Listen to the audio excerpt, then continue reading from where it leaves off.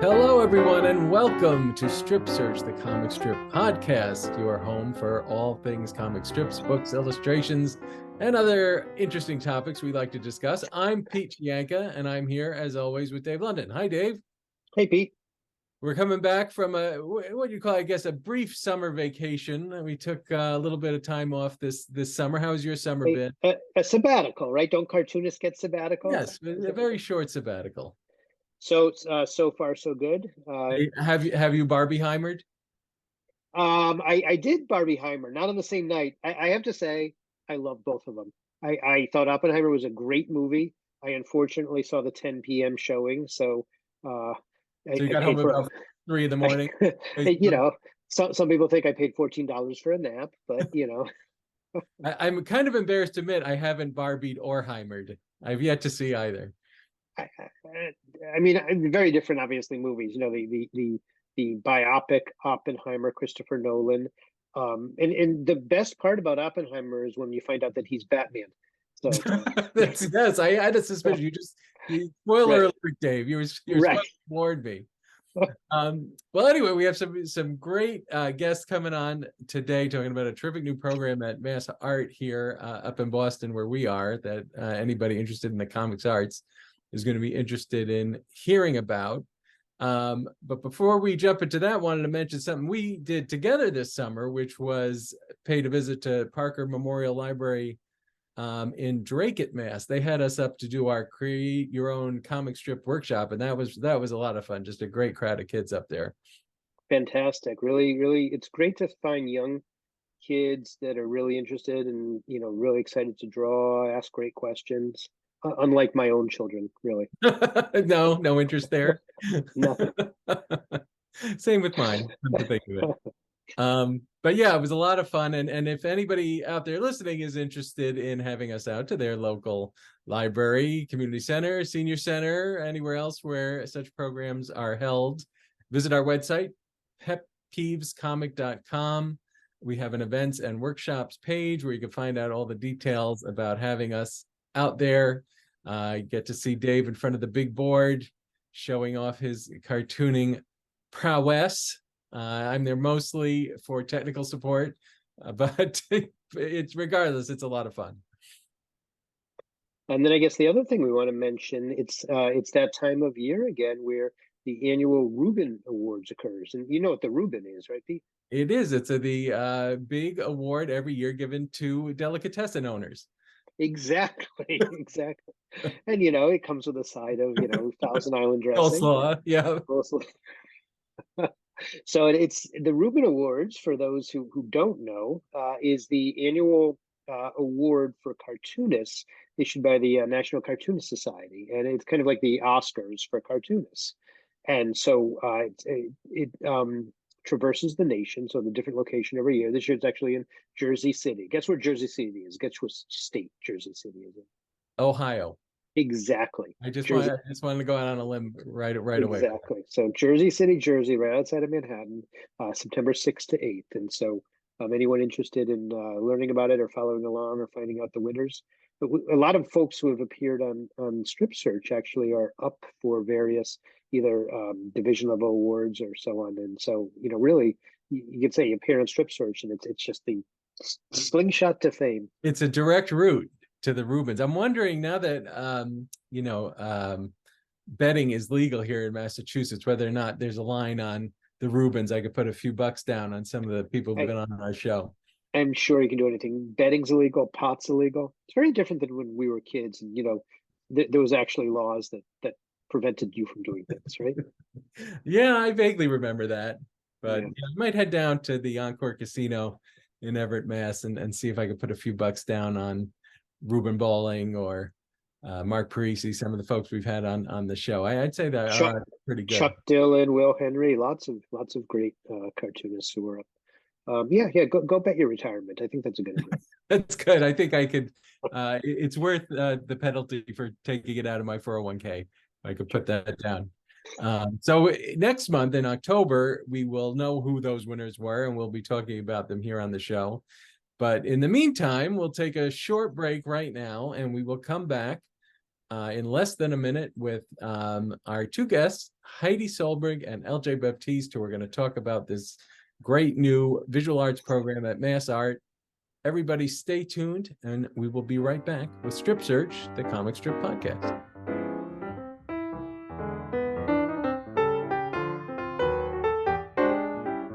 Hello, everyone, and welcome back to Strip Search, the comic strip podcast with me, Chianca, and my co-host, Dave London.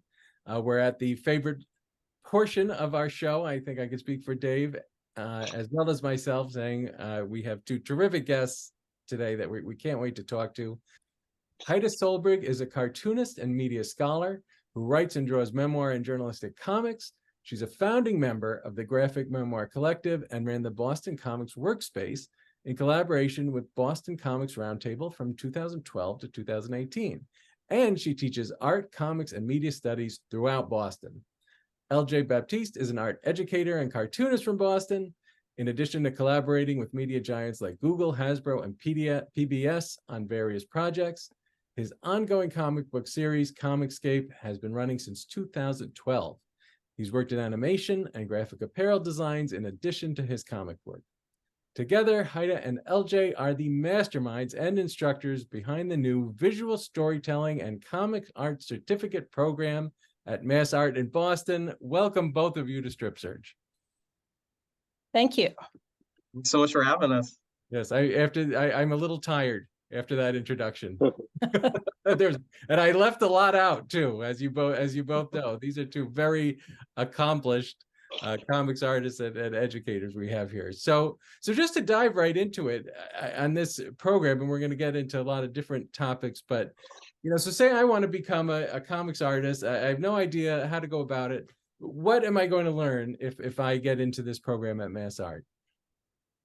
Okay, well, let me start with, if you want to be a cartoonist or a comics artist, you can sign up for a one-year certificate program, and you can take it in 1 year. It's a pretty fast program. There are 8 courses. They're each 7 weeks. It's pretty affordable. The courses include Introduction to Comics, parts 1 and 2, cartooning, narrative cartooning, and this is LJ's class. The title is Cartoons and Narrative Illustration. Memoir. There's a course in memoir. There's a course in lettering. There's a course in nonfiction and journalistic comics, and there's a course in publishing. I may be leaving 1 or 2 out, but you get a sort of a broad introduction to both the structure of comics and to some specific genres within comics. LJ, before I jump into another question, you want to add anything? Yeah, so to add on to what Heide was just mentioning, there's a lot that comes with the classes in terms of getting to have a solid start with jump starting your comics career, or figuring out like what type of approach you want to make with comics, and also just getting to figure out how you can break down this process in a way that's accessible for everyone and can apply best to the type of stories and characters that you want to create. Yeah, I would say that if you want to be a cartoonist, you probably have some stories you want to tell. So, so one of the things that we're going to give you is kind of a vocabulary of how to organize those stories, and like help you develop your own vocabulary, because that's what's great about comics, I think, is that you develop a really personal set language that you speak to your audience. Every cartoon is very unique. It has the mark of their creator in it. So that's the thing that you will learn, is to build your language and then create your story. The story that you have in your head will give you some forms to put on it. And you're talking about sort of the art aspect of it, but the program also offers the business side as well, marketing, pitching. Can you talk about the importance of that as part of being a cartoonist or a comic artist, and how that's incorporated in your program? Right. Well, we have when you get to the end, we have a publishing arena, and we're going to have some workshops in publishing where we introduce people to publishers. And yes, it's really important to have an Instagram. It's really important to have a website, to attend Comic Cons, because that in the sort of independent comic world and the way that you kind of build up your portfolio, you need to sort of really be conscious of how you develop a public presence. So we're going to give you courses in that and workshops in that. Yeah, as Heide was just mentioning, one of the things that we've gotten to find that's very understated when it comes to comics, illustration, and just art in general, but in this case specifically for the comics industry, is just how important it is to understand business, at least on a basic level, and how the industry works and how you can navigate it, like regardless of whatever scope you see for yourself as an independent comics creator, or if you see yourself as someone working with a major publisher, or you see yourself fully working independently, or anything in between. It's super important to be able to understand how you can navigate just getting to create your work and also put it out there in a way that can be distributed in a way that works for you and allows as many people as possible to connect with it. So yeah, like that's part of why that's such an important part of what's being offered through the classes. And LJ is a great person to be like thinking about that, because he has started a comic strip 10 years ago, built a platform for it, made little videos for it. He goes to Comic Cons, he gives workshops. I think he's a great sort of like case study, and someone who has like developed himself professionally, like really early on, like building it, having a comic strip with followers and having an audience, which he does, is really the goal. And I think that it's also really hard work. It's really like, it takes a lot of planning and development to do that. So I think LJ is a really great model for that, for thinking about that, because I used to teach at a business school and in the media program. And one of the things we learned when we did a lot of research on that is creative work. If you're an accountant, you have a really set, like sort of job direction. If you're a creative, you have to kind of build the bridge as you're climbing it. You have to be like, this is where I'm going. I'm going to build a bridge there. As it's the, what is it? It's building the plane as you're flying it. That's kind of the model of creative work. There is no one set way to do it. You just have to be really clear about where you're going. You want to know where you're going, and then you can start building the building block, finding and creating the building blocks for that. And I think for creative people, that's the self-promotion and the marketing it might be the harder part than the actual. Oh, absolutely. Now, what kind of sort of basic skills do you need to sort of get the most out of this program? So if you're someone like me who has a good grasp of writing and concepts and story, but is not what you'd call a traditional artist. In other words, I can't draw.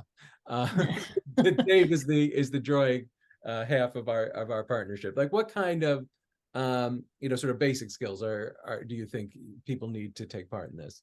LJ, you want to take this? This is we both are completely on the same page on this one, which is you do not need to know how to draw to make comics. Mm-hmm. Absolutely, yeah. So to go off that, you would really just need curiosity and a desire to learn and grow as far as getting to express yourself and create whatever characters and stories you want to create. So that could be in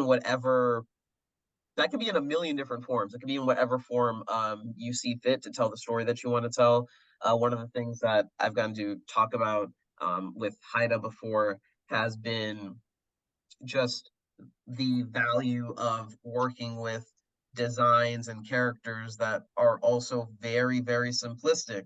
Like even something like a stick figure actually has a lot of value to it as a character design. And we don't normally think that because we associate it with artwork that a child or someone that hasn't had much experience would draw. But when you break it down and really get to internalize it, you can understand that that's something that actually is the most inclusive character design there is. Because if you look at a stick figure, you're able to see that that could be you, that could be me, that could be Heide, that could be Dave, it could be anybody listening right now as well. But it's when you start to add different features to that stick figure, like maybe you give them curly hair, or maybe you give them spiky hair. Now you make it more specific, and now less people can relate to it in the same way they could if they see it as something very simplistic. But getting to work with those base level designs allows you to also create something that the maximum amount of people can connect to.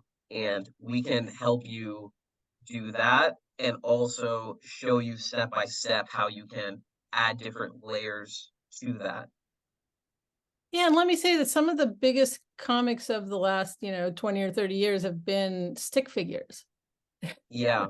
And like something like Hyperbole and a Half. Are you familiar with that? I love that comic. Yeah. And it is the most simple form you can imagine.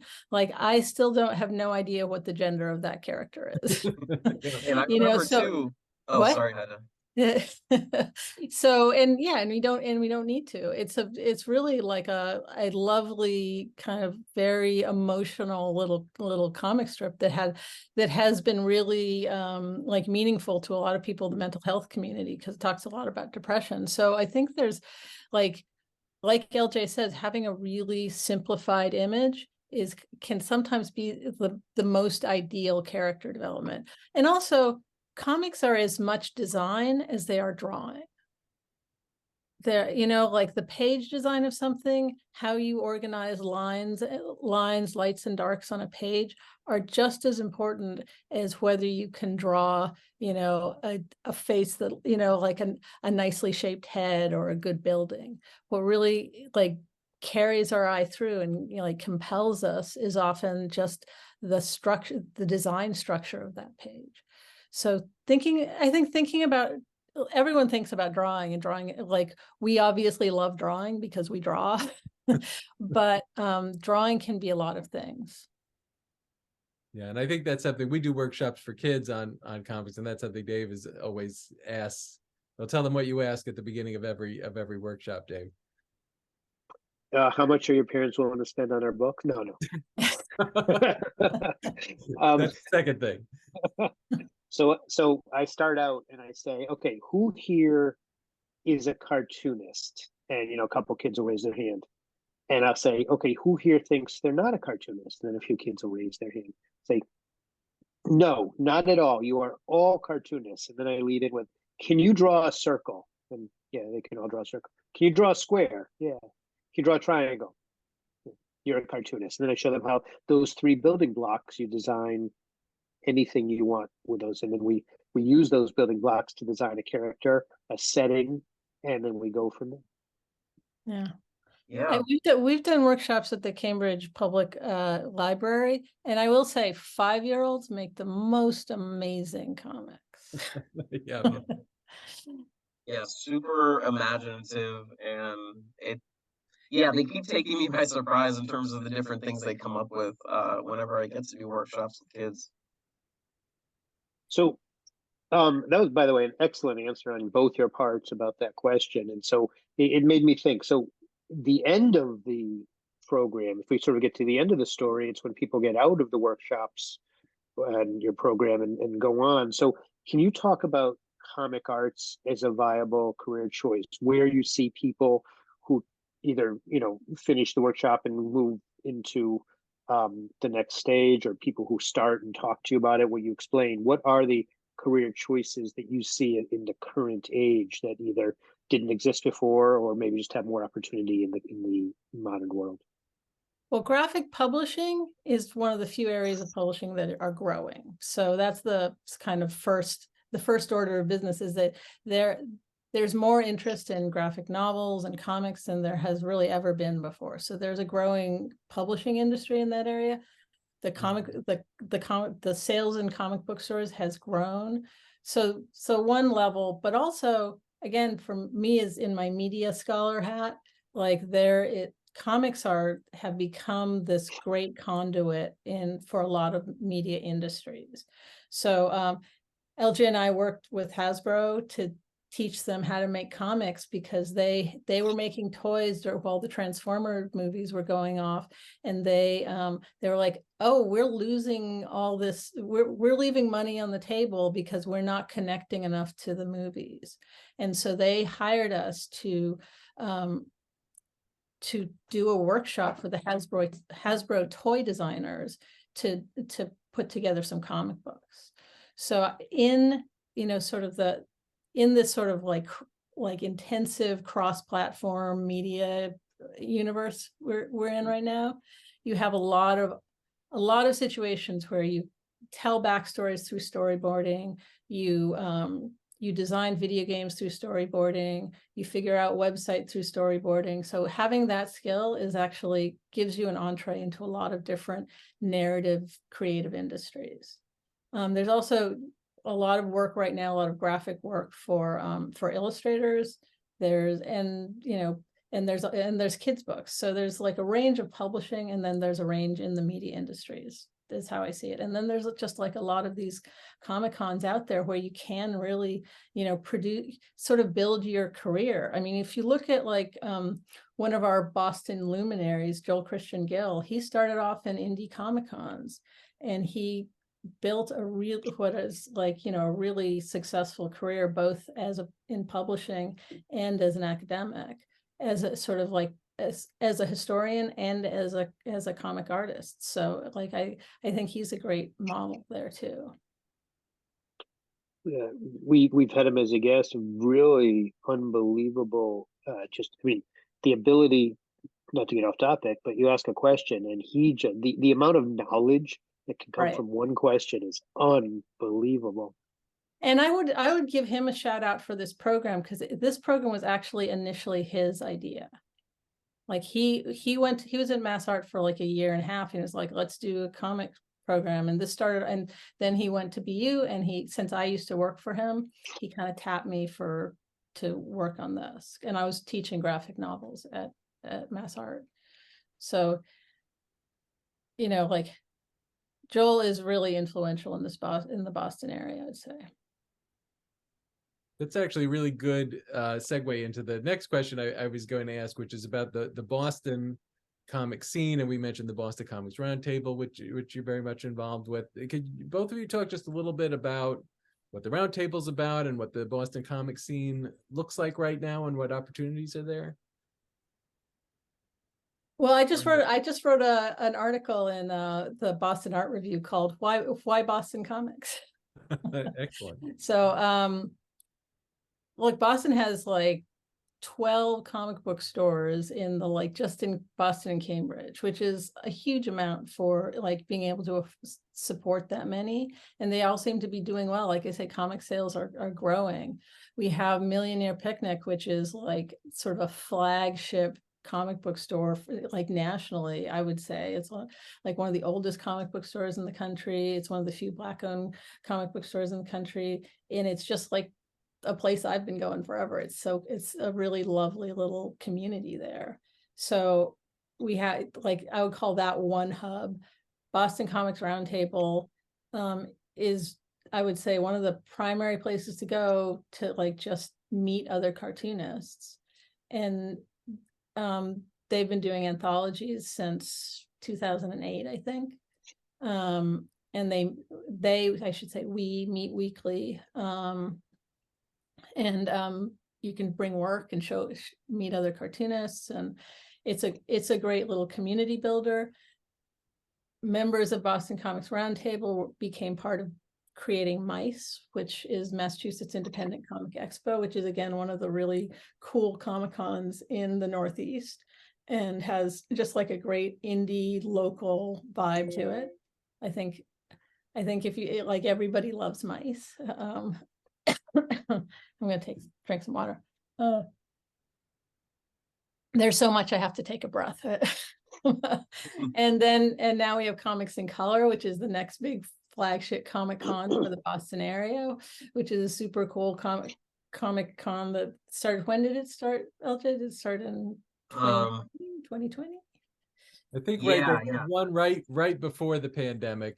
I know, Yeah, the that was first- like Well, kind the of yeah, first one got so- canceled because of the pandemic, and then they Right. gradually moved back into it. yeah. Right. Mhm. So we also, and now we have the Boston Kids Festival. Is that what it's called? Boston Kids Comic Fest, yeah. Kids Comic BKCF. Festival. Yeah, And all Boston three Kids of Comic those Fest. get Mhm. funding from the now sort of umbrella Boston Comics Foundation, which is Mhm. like a funding organization that supports individual comic artists and the Comic-Con. So that's really cool. And then we have all these little programs all over the city, you know, like we have graphic medicine. There's a graphic medicine conference at Radcliffe, like was it in the fall of 2023? There was there's just Boston College had the alternative comic show in the spring of 23. Joel BU had the comics is not a genre, it's a medium. And yeah, it's but so, you know, Joel's program is the masters at BU, the comics masters at BU. There's just a lot of great stuff here. There's a lot of great artists. You have Raul III, you have Dave Ortega, you also have Hilary Shute, who is one of the nationally, to my mind, my favorite comics writer nationally. You just have so much great work here, and I think it's so perfect for Boston, which is always kind of struggled with fine arts versus like popular arts. Like we're a little too intellectual for like the kitsch art. We're a little too stuffy for experimental fine art. Like comics is our jam, it's like totally our sweet spot. That's a great tagline. Comics is our jam. I like that. Yeah, I mean, we were talking to LJ a little bit about this before we signed on. Like we do, we're in Boston, and we aren't like committed to exclusively talking to people from Boston, but we never seem to run out. There's always some other interesting Boston related, comics related, either person, place, or thing that we're able to jump on. Right. And I should also mention, while I'm mentioning all these things, is Dan Mazur, who is one of the founding members of Boston Comics Roundtable, who has been like instrumental in a lot of the development of all of those things, and who is a great comic artist in his own right, and is currently working on a book on Will Eisner, on a biography of Will Eisner, which is going to be awesome. So just to shift gears a little bit, LJ, this is actually directed to you. I want to ask you, or we want to ask you, we're big fans of your webcomic, COMIXSCAPE. And I think I can speak for Pete and myself. We love it. It tells a story. It's funny. And you were the forerunner for the raccoon, which Guardians of the Galaxy apparently stole from you, but we won't get into that. So yeah, I can't today. But the question to pose to you is two parts. Can you talk about the challenges of keeping up with a long-running project, and then the future? Where's things headed? Yeah.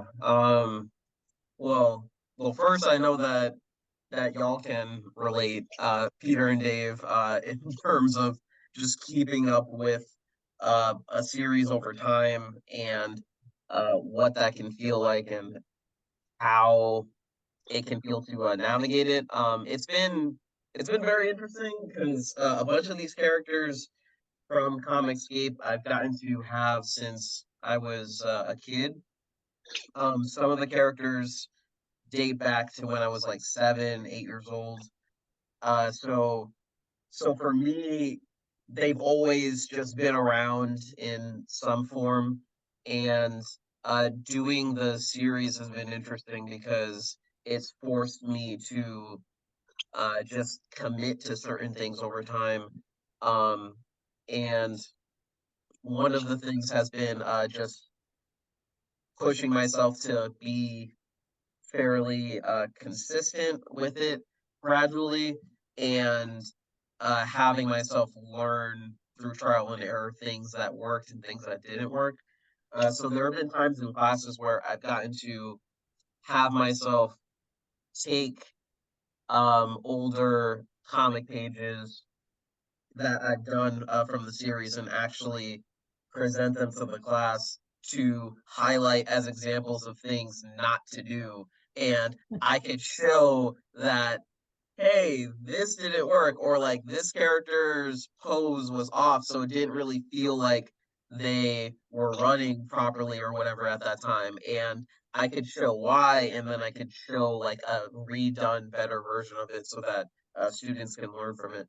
So I feel like that's definitely been one of the best things about having a series that I've gotten to do like over these past 11 years.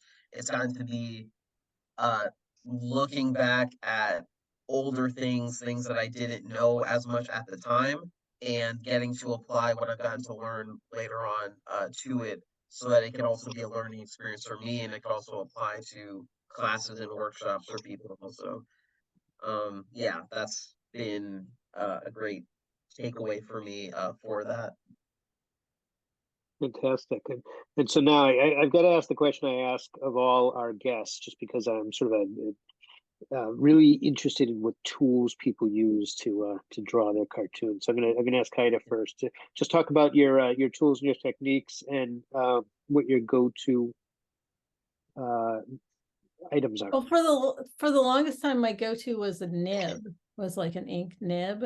But I'm actually starting to try to transition to maybe some microns, because yeah, just because of the amount of pressure that I want to put when I'm drawing. So I'm also kind of getting into more color. So I'm enjoying ink pens. Ink pens are really, really nice. So yeah, like otherwise, like I really like a nice, simple, old school nib. What about surface? What's your surface of choice? Bristol. Solid choice. Yeah, LJ? Bristol board and an Oh, ink sorry. and a nib. The cartoonist tools of long-standing tools Of yore. of your. I'm a big fan of the micron, so I holding one up here for those folks who are just listening and not viewing. I'm holding up a micron as we were talking about that. Yeah. LJ, how about you? Yeah, so definitely also have that in common with Haida too. Just this this love of traditional tools and getting to keep the operation as straightforward as possible.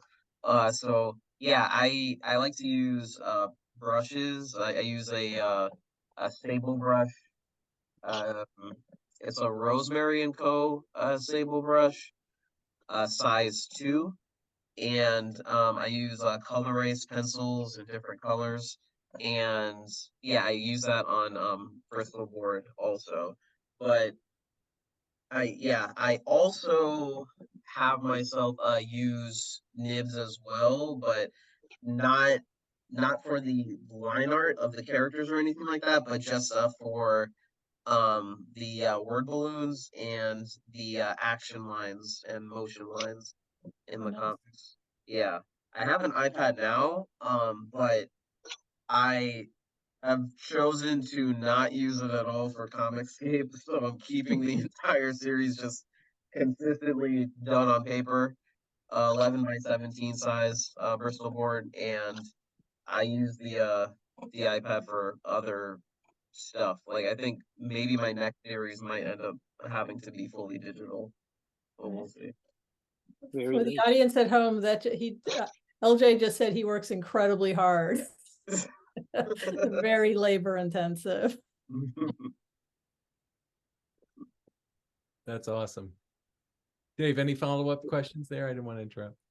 Oh no. I just say I just like going down that rabbit hole of tools. I think it's really interesting to talk about. I don't know if I do use digital stuff for design, for the design part. Like I will do pencil sketches and then kind of like arrange just do some rough designs with my iPad. So it's not so much the drawing, or sometimes I'll scan stuff after I've drawn it to like organize it to see if there's things I can move over. But once I've done that, I redraw the whole thing. Thank you very much. Pete, you're up. Well, believe it or not, this went by so fast. We're already getting ready to wrap up, but I wanted to give you the chance. If people who watched Saturday Night Live in the 80s may recall the John Lovitz character who used to say, "Plug away." And that's what we like to say to our guests, is so many of them have so many different projects. So what are you two working on right now? Maybe it's the class, maybe it's personal projects, things that you'd like our readers and listeners to know about and to be able to find. Well, I have a couple of books that just came out this last year, which is my series called Nixon and Bicycles. So that is available on my website. If you're interested in looking at, you can look at some examples, and you can also just write me and I will to order them. I am starting a new project that I'm not going to pitch yet because it's very historical and complicated, but I'm excited about it. But yeah, I also, from Radiator Comics, I have a book called I Am Not a Dog, which is about the death of my dad and my dog at the same time. So it's it won a little mini mice award. So so that is also available if you're interested. And I also do some comics journalism, which you can look at on Heide Solbrig, The Line, which is about immigration and some visits that I took to the border in El Paso. Oh, that's great. And we'll tell folks this, but we will have the website information when we publish the podcast, so people will be able to link to it. It would all be at petpeevescomic.com/podcast for anybody. Well, thank you. We're really grateful to you. And also come on down to the visual storytelling. I'm so excited about getting like everybody who has a story to tell, like to take classes, because that's kind of what this project is about, is getting like a very accessible on the ground program for people. Like, we kind of think everyone has a story, and this is a cool, really contemporary way to tell it. LJ, how about you? Yeah, so first, I'm very excited for Heide's next project too. I got to hear a little bit about it, and it's going to be very, very interesting. So definitely be on the lookout for that. I wanted to emphasize that. But yeah, so for me, I have my COMIXSCAPE series, so that's available on my website. And if you have not gotten to read it, you definitely should. I'm not gonna say that it's the best book ever made, but it might it's be the second best book ever made. You know, it's on my Gumroad. And yeah, so I have that series. And I'm about to I'm in the process of getting to have the next book come out, but that won't be available till around early next year. But that's something that's in the process right now. I just finished writing for a children's book project that I'll be publishing, and that's going to be something that I'll get to share more information about, like, in the next couple of months. It's going to be titled Layla and Era, and it'll be about the sisterhood and friendship of two young Afro-Caribbean sisters. Yeah, so I'll be illustrating and coloring that as well. And yeah, so that'll be coming out soon. And I'm also working on a new series pitch, and I'm developing that. So yeah, I can't share much about that yet, but it's been a lot, and I'm very excited about it. So hopefully by next year also I'll get to like get into more details about what that will look like. Excellent. Well, Heide and LJ, thank you so much for being here. This is just some really exciting stuff that's going on. As I've just mentioned before, please visit us at petpeevescomic.com/podcast for links, descriptions, samples, and all sorts of other things that'll help you hook up with this class at MassArt and the other projects that we've been talking about here today. And best of luck with it. And maybe you'll see Dave and I in class one of these days. Right, come and talk to our classes. We would love that. That would be so amazing. Absolutely. We would be happy to. Thank you so Yeah. much. Excellent. And everybody else, we will see you next month for another edition of Strip Search, the Comic Strip Podcast. Thanks, everybody.